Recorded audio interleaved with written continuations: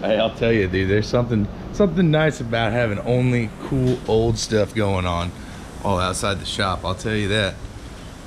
Sure beats the hell out of working on new shit. At least this stuff's cool. So here's the situation. Tom took over back here on this here, cleaning up the sides of his bed. He actually did a pretty bang up job, it looks like. We just need a little bit of grinding now to get it smooth. But yeah, we'll get that smoothed down. Then his boards should be able to be cut and put in here. Hopefully we'll get this bed kit installed by the end of tomorrow. But while he was doing that shit work, which he volunteered to do, I might add, I was over here pulling down these wiring diagrams. So another situation we're having with this 12 valve is I got the stock computer wired up, and it seems to actually be shifting the tranny and running quite well.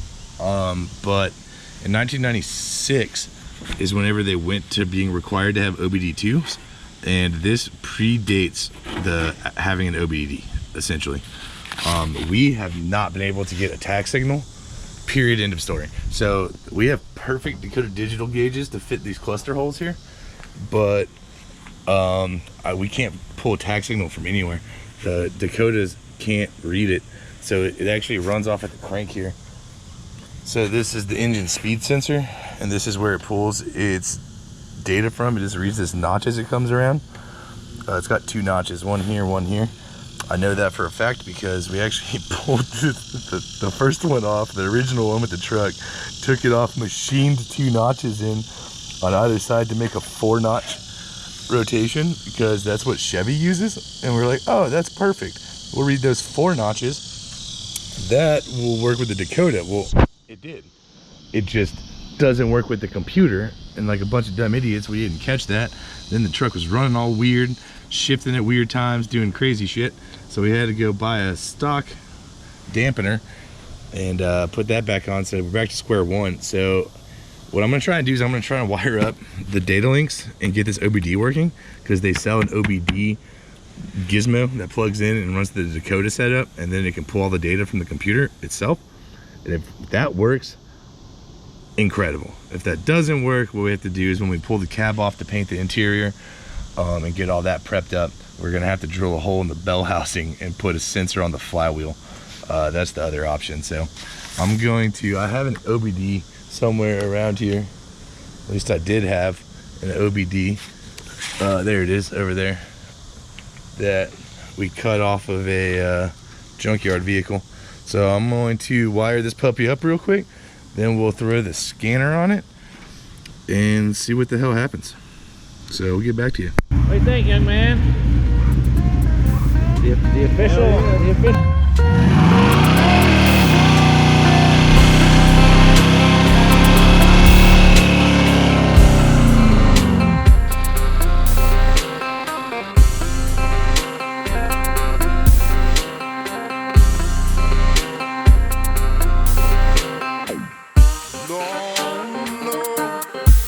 Alright, just crossed my mind. I should probably show an example, if I can, of how you actually pull one of these apart, because I have to repin this. If you look at the diagram here, I'm looking for the chassis ground, the communication ground. So I just need to ground both these out to a ground. I want to do the 2 computer receive and transmit wires, which I have over here. They're tied up right now, and this pink battery wire.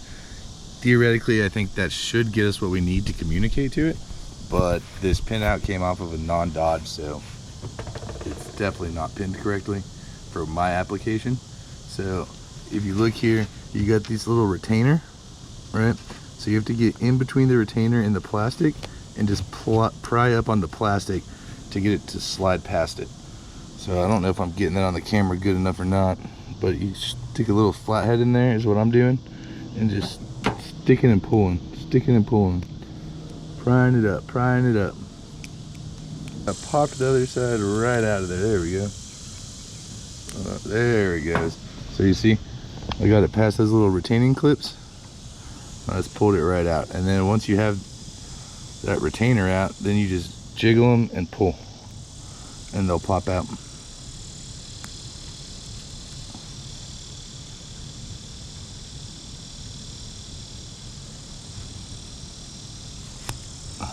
just like that. And see, I'm just sticking it back in there, just pushing it in until it clicks. And you'll see all the pins are all lined up even. You just take this little holder, click it back in there, baby. Voila, now we have an OBD pinned out exactly how I need it for everything that I need. So I'm gonna start splicing some wires. Now, I'm gonna splice some wires, then I'll get back with you. And we'll see this. All right, here we are. I got it test wired up. Just do some butt connectors on there real quick so I can plug in my scanner. My scanner has power, so that's a positive. So let's see what happens if I try and talk to the dang thing. Seeing if we can't read the VIN off of it. I think that blue light means that it is at least communicating. VIN reading failed. That's not good. I can tell you it's talking because look, it's reading that there's 11.96 volts on the battery right now. That's a real good sign. Now the question is what do I need to input here? So normally when you can't pull a VIN, that's common on older vehicles. But what I do is I'll type in the VIN manually so I can get into the computer. It will just auto-populate everything, but now I'm just gonna go through and find it and select it.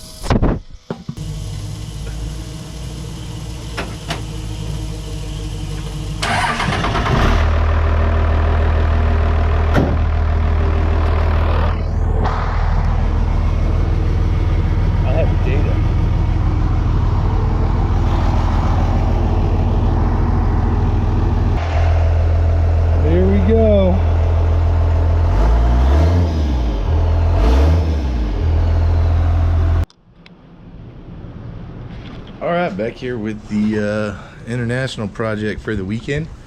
So you can see here yesterday Tom got the edges cut down and ground pretty decently well. We're gonna have to clean up this spot right here, maybe get this a little cleaner down this edge. Man, this looked way better in the dark, I'll tell you. We'll get there though. This is what we really went for. So he's inside pretending to work right now. Thinks he's all fancy because he got accepted to SMU. So he's doing homework. But we're going to, now that we have proof of concept on this OBD and I can communicate with the computer, I can get RPMs, I can see information. Now I need to get this OBD port moved inside the vehicle.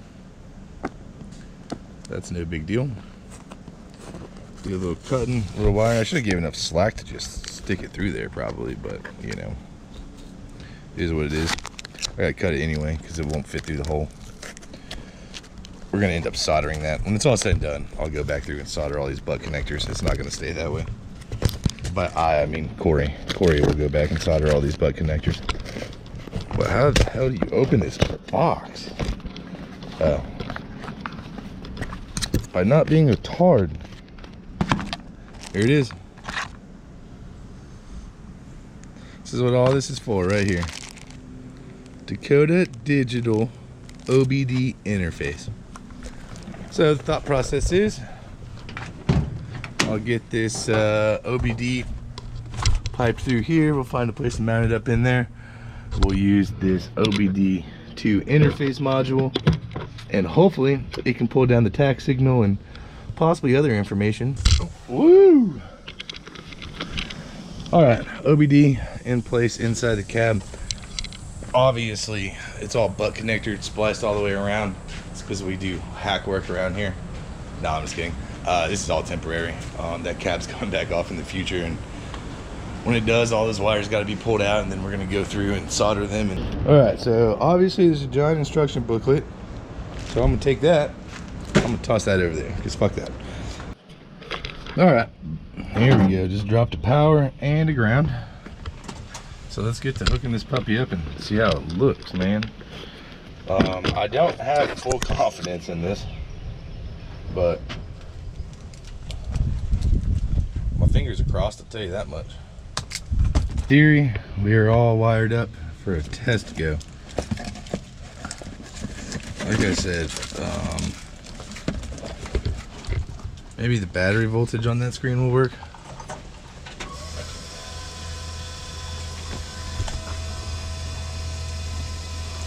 I mean, they got power.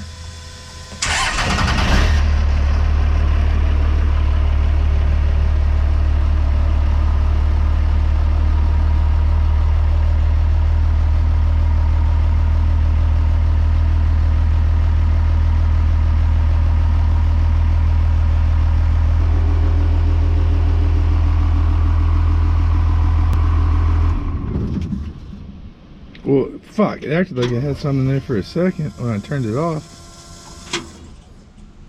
It flashes. Motherfucker, what? It only does Chrysler 2004 and up OBDII protocol. What is CAN SAEJ 1979? Nope. God dang it, man. We thought this was the solution to our RPM information issue. Well, technically this is a 96/97 Chrysler OBD, which is not supported. Alright, I'm gonna go do some light reading, see if I can't find a workaround for this, and I'll get back. Alright, for anybody watching this, I'm going to spare you the time of a really drug out video. We ended up taking the OBD, and the best idea I could come up with to try and get this whole thing to work was to switch the pinout on the OBD.